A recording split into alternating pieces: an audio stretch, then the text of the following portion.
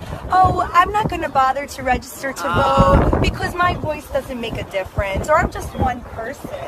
I say one name, Donald Trump.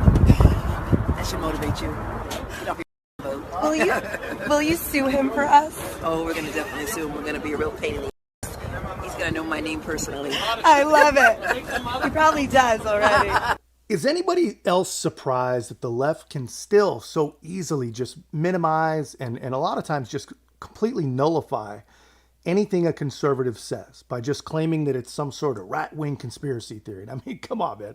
How are they still getting away with this stuff, man? How many freaking times do we have to actually be right? And how many times does the left have to quietly admit that we were right all along? I mean, it is just plain insanity. And it's made even more insane by the fact that they really never really do admit it. I mean, usually when they're in the process of finally admitting the truth, they just act like it's news, like they've just discovered, this just in. We've confirmed 3 years later that Hunter's laptop is real, that kind of stuff. And here we go again, man. CNN, like any good habitually late to the party leftists, they're basically confirming that the Alvin, Bragg, Stormy Daniels hush money misdemeanor case isn't quite what their usual victims think that it is. And we've been telling the left for 8 freaking years, don't do it. Don't mess with this. This is not going to work out like you think. And now they've led with their weakest, most imaginative case. And it's going to lead to either an acquittal or a mistrial. And no matter what the substance of the other cases, this failure in New York is going to hang over them in ways that none of these political operatives that are just currently trying to wield their power and make good on a campaign promise, they cannot see this stuff coming. I'm the candidate in the race who has the experience with Donald Trump. I was the chief deputy in the attorney general's office. We sued the Trump administration over 100 times for the Muslim travel ban, for family separation at the border, for shenanigans with the census. So I know how to litigate with him. I also led the team that did the Trump Foundation case. I mean, the interesting thing is, this guy who is actually a pretty intelligent guy, but this guy thinks that he's going to make himself some sort of Democrat superstar by taking down Trump, when in reality, he is going to be the key reason that Donald Trump gets reelected in November. And everyone who's paying any attention at all is not buying into any of this stuff. And like I said, this is not going to work out like they've planned. That you're a voter, okay, and you're hearing this stuff, it might actually be just like a fundamental issue of fairness. It doesn't seem fair that Donald Trump's not allowed to criticize him when he's constantly throwing punches at him. Well, the voters that we talk to obviously don't really care about this case. I cover Donald Trump, and I go to his rallies, so no one there is, up in arms. Do they even know he's on trial? They do know he's on trial, but they think it's unfair. And I will tell you that this case going first, one of the interesting conversations I had with someone who worked for the Trump administration, was very close to Donald Trump, actually no longer has any ties with him, told me that this case going first made him want to put a MAGA flag in his front yard because he felt like it was unfair. And that's really the sentiment when you go to these rallies. That's exactly right, man. And I'll tell you from my own personal experience. A year and a half ago, I was ready to move on. I thought it was a good idea to turn the page on Trump. Not anything that he's done or had done or would do, just the 8 years of vitriol, the 8 years of lies, and all the people you can see are just poisoned against the guy. Trump derangement syndrome, that's a real deal. People's brains are broken.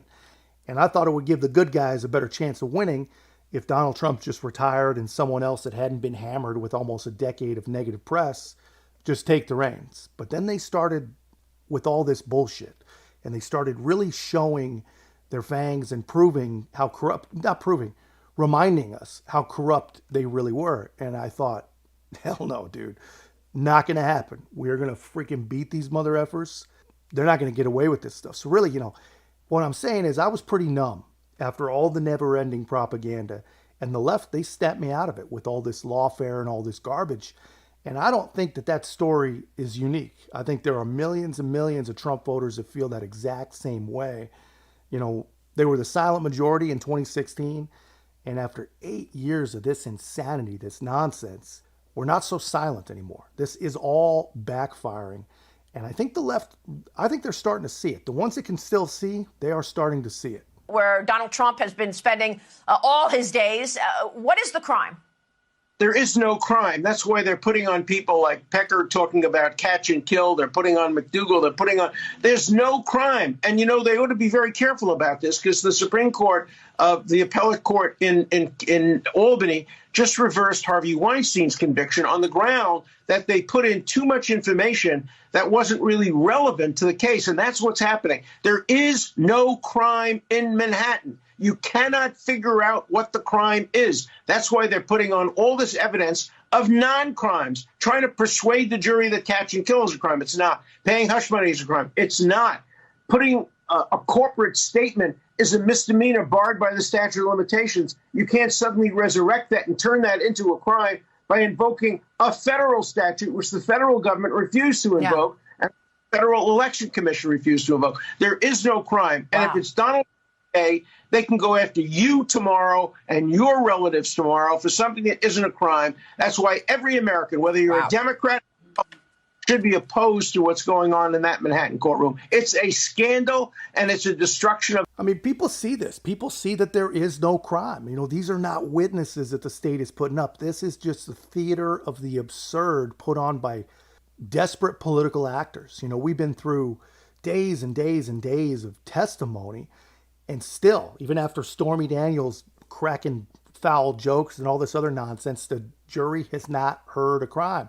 And I'm sure most of the people on the jury, they have no idea at this point what they're even doing there. They got to wonder what the hell they're even doing there. And unless the prosecution is working on some grand master reveal that literally no one who knows anything about this case can see coming, if they don't have that, this really will go down as the biggest political misstep in probably Democrat Party history.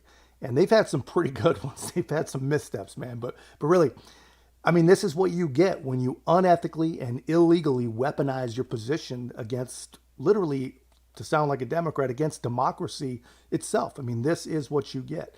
But that's just my take, man. Let me know your thoughts in the comments. If you haven't already, guys, be a part of our growth. Make sure to like, comment, subscribe. Most importantly, share the channel. I'll see you in the next one.